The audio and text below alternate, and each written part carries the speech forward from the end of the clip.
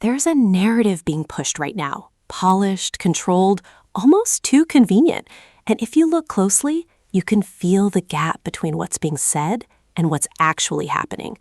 The mainstream sports media is framing the WNBA preseason numbers like a success story, highlighting the buzz around the Indiana Fever matchup against the New York Liberty, presenting it as proof that everything is trending upward. But underneath that polished surface, there's another story unfolding, one that a deeply invested fan base is starting to notice. Because while headlines celebrate engagement, the data hints at something more complicated: a drop in sustained viewership, a quiet but significant number of people tuning out rather than leaning in. And that's where the tension begins to build. Because this isn't just about numbers, it's about why those numbers are shifting. Some fans are pointing toward head coach Stephanie White and her evolving offensive system, particularly the emphasis on off-ball movement, a strategic shift that hasn't fully landed the way many expected. For a team built around the on-ball brilliance of Caitlin Clark, that adjustment feels jarring to parts of the audience, almost like watching a different version of the identity they signed up for. And when expectations collide with execution, especially in a preseason window where curiosity is at its peak, reactions can be immediate. At the same time, there's a growing sense that the messaging coming from the front office hasn't aligned cleanly with what fans are seeing on the court. That disconnect, subtle at first, starts to widen when performance, strategy, and communication don't fully match. And in a league where attention is rapidly growing, every shift gets amplified, every inconsistency gets noticed. So while the public narrative leans toward optimism, the deeper conversation is becoming harder to ignore.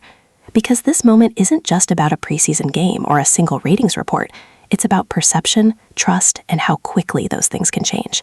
The Fever are stepping into one of the most anticipated seasons in recent memory, carrying both excitement and scrutiny at the same time.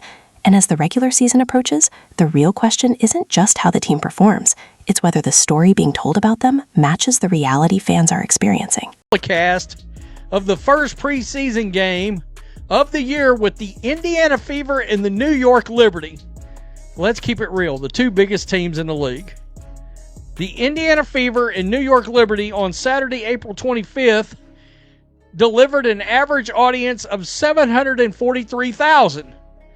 That is an increase of 76% over Ion's first preseason game last season. And I was like, Right after the preseason clash between the Indiana Fever and the powerhouse New York Liberty on April 25th, the WNBA, alongside Ion Television, stepped forward with a number they wanted everyone to focus on: 743,000 average viewers.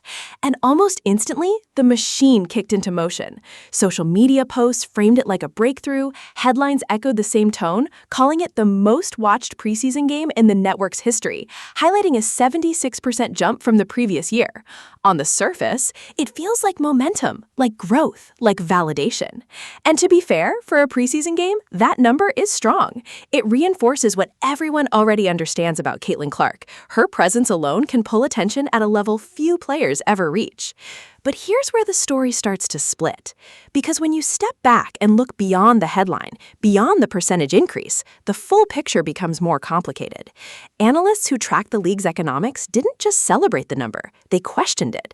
Not the figure itself, but what's missing from the way it's being presented. Growth compared to a smaller baseline can look dramatic, but it doesn't always tell you how deep that engagement really goes.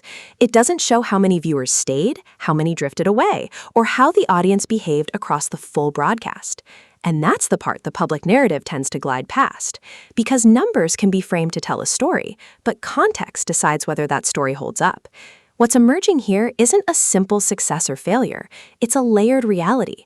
Yes, the draw is real. Yes, the interest is there. But at the same time, there are signals suggesting that not all of that attention is sticking the way the league might hope. So this moment sits in that tension, a milestone on one side, a question mark on the other. And as the season gets closer, those two sides are going to collide, because sustained attention, not just initial curiosity, is what ultimately defines whether this surge turns into something lasting or fades into another headline that sounded bigger than it really was. Game. So I got to look and was like, well, that's a little suspicious. That doesn't make a lot of sense. So I went to look. The Indiana Fever against Brazil on ESPN averaged 1.3 million viewers, peaking at 1.6. I don't know about you guys, just quick math. Now here's where the numbers stop feeling like a celebration and start telling a very different story. In 2024, the Indiana Fever preseason showcase against the Brazilian national team pulled in a massive 1.3 million viewers on ESPN, even peaking at 1.6 million at its highest point. That wasn't just strong, it was a moment, the kind that signals real national attention.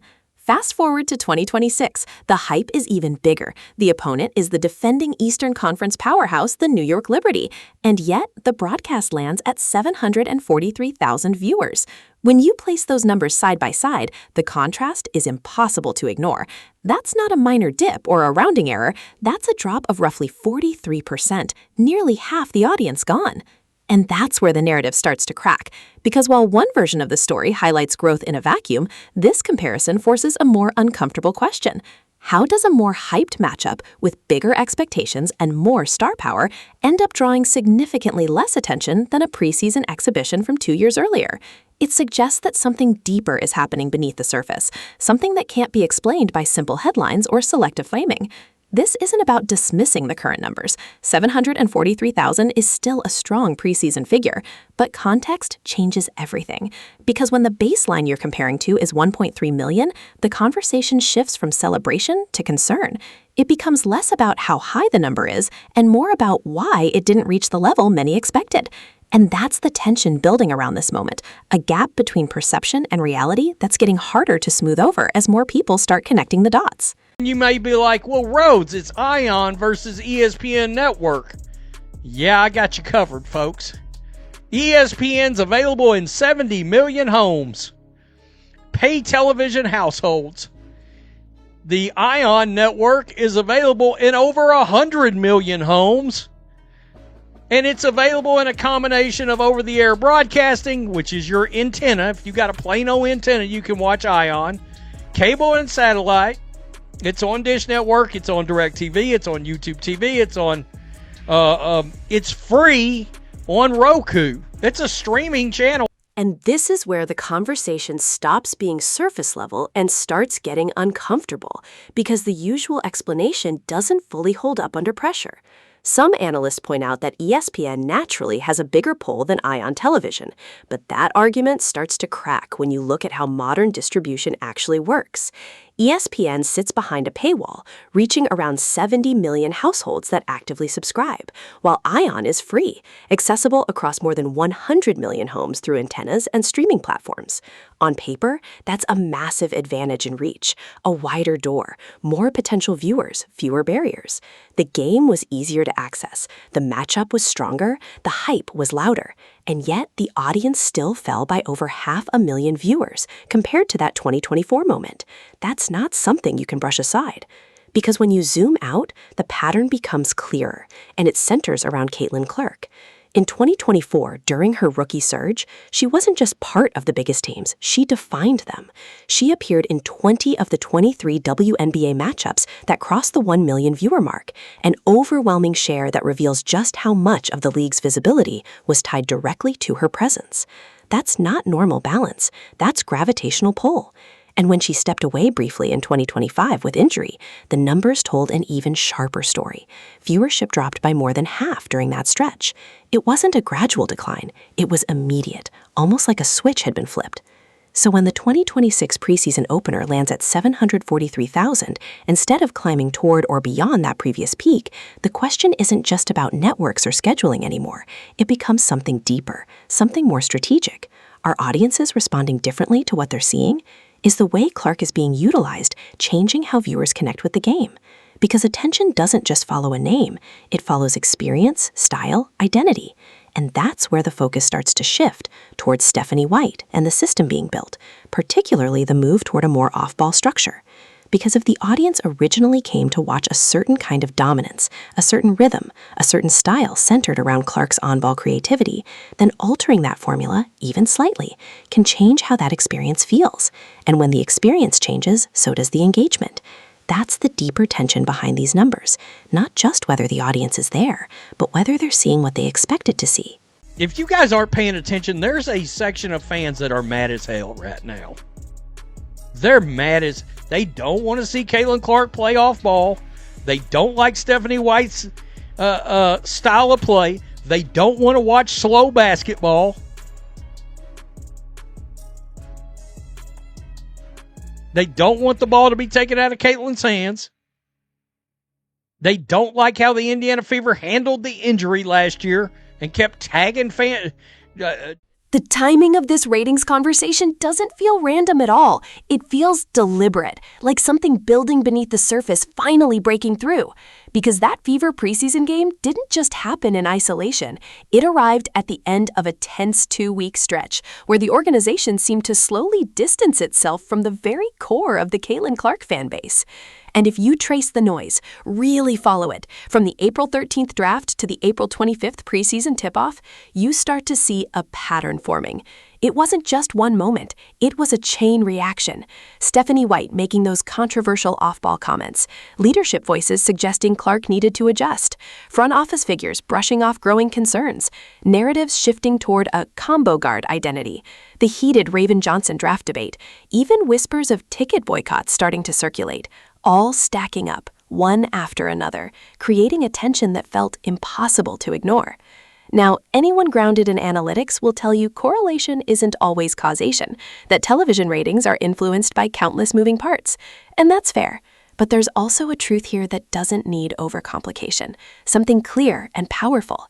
The Caitlin Clark fanbase isn't just large, it's historic, an economic engine unlike anything women's basketball has seen before. They fill arenas, they drive record-breaking ratings, they turn games into events. And for 2 straight weeks leading into that preseason matchup, the messaging coming out of the Indiana Fever didn't pull them closer, it pushed them away. The idea of moving Clark off the ball, of redefining her as a versatile piece rather than the centerpiece, quietly signaled a shift that struck directly at what fans love most. Because what draws people in isn't subtle. It's Clark with the ball, controlling tempo, pushing pace, creating chaos in transition, launching impossible passes and deep threes that feel almost unreal. So imagine being a casual fan who tuned in during 2024 just to witness that spectacle, only to hear for 2 straight weeks that the new system might slow it down, limit it, reshape it into something more controlled, more restrained. Does that same excitement stay intact? Or does hesitation creep in, that thought of waiting, of seeing how it looks before fully committing time and attention? The recent economic rise of the WNBA has been deeply tied to Clark's style of play, not as an opinion, but as something backed by viewership trends, by numbers that consistently show millions tuning in when she's orchestrating the game at full speed, and a noticeable dip when that role becomes reduced, when she's shifted into a slower, more structured system that dulls the very edge that makes her special. Yet during those 2 weeks, the conversation from within the organization kept drifting away from that identity, focusing on versatility, on system fit, on everything except the one message fans were waiting to hear, that Clark is the engine, the point guard, the show itself, and that her presence with the ball is what transforms games into must-watch moments. And then the numbers come in, dropping from 1.3 million to 743,000, and suddenly it feels less surprising and more like a direct response, like the audience quietly reacting to what they were being told. Because in the end, this isn't complicated, it's simple in the way powerful truths often are. Clark is the product, the centerpiece, the reason millions tune in, a driving force behind massive deals and growing attention. And the path forward feels just as clear. Protect what makes her unique, lean into it fully, build everything around it, and let her do what she does best. Because that's where the magic lives, and that's what people are really coming to see. The players that aren't going to play. Stephanie White said she doesn't anticipate playing Aaliyah Boston, Ty Harris, or Lexi Hull tomorrow in the preseason game against Dallas. Quote, I think we still probably be cautious with that. I think the goal is to probably get some of them minutes on Saturday if we can. What do you mean, if we can? Can you or not? What are we doing? And as if And as if stepping away from that explosive transition identity wasn't already enough to stir concern, the front office now seems to be testing something even more fragile: the trust of the fans who actually buy the tickets, through messaging that feels unclear, incomplete, and increasingly hard to believe.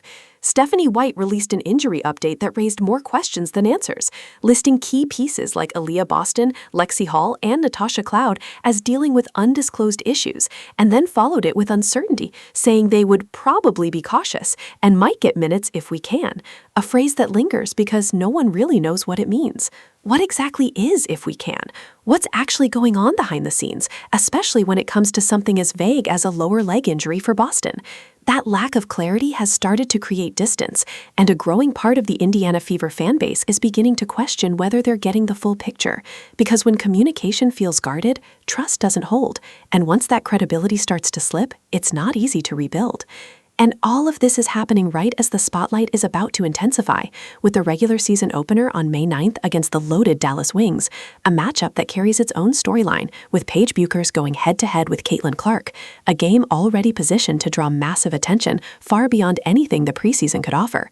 If White pivots, abandons the off-ball experiments, and puts the game back where fans expect it, in Clark's hands, pushing tempo, dictating pace, creating that high-speed chaos that defines her style, then the ratings won't just recover, they could explode into something spectacular. But if the coaching staff stays locked into these slower, restrictive systems, paired with unclear injury updates and rigid rotations that pull the ball away from Clark, the risk becomes very real, because casual fans don't wait forever, and once they start drifting, history shows they don't return easily. The WNBA has been building momentum, but momentum depends on connection, and right now that connection feels strained.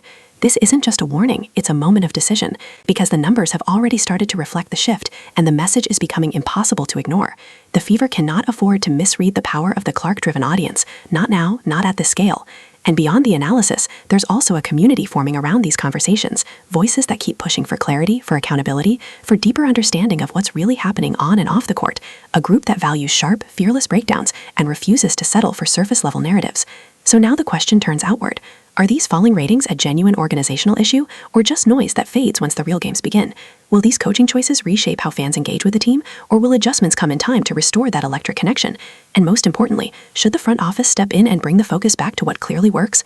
The regular season is just days away. The spotlight is only getting brighter, and every decision from here will carry weight, because this time, everyone is watching closely.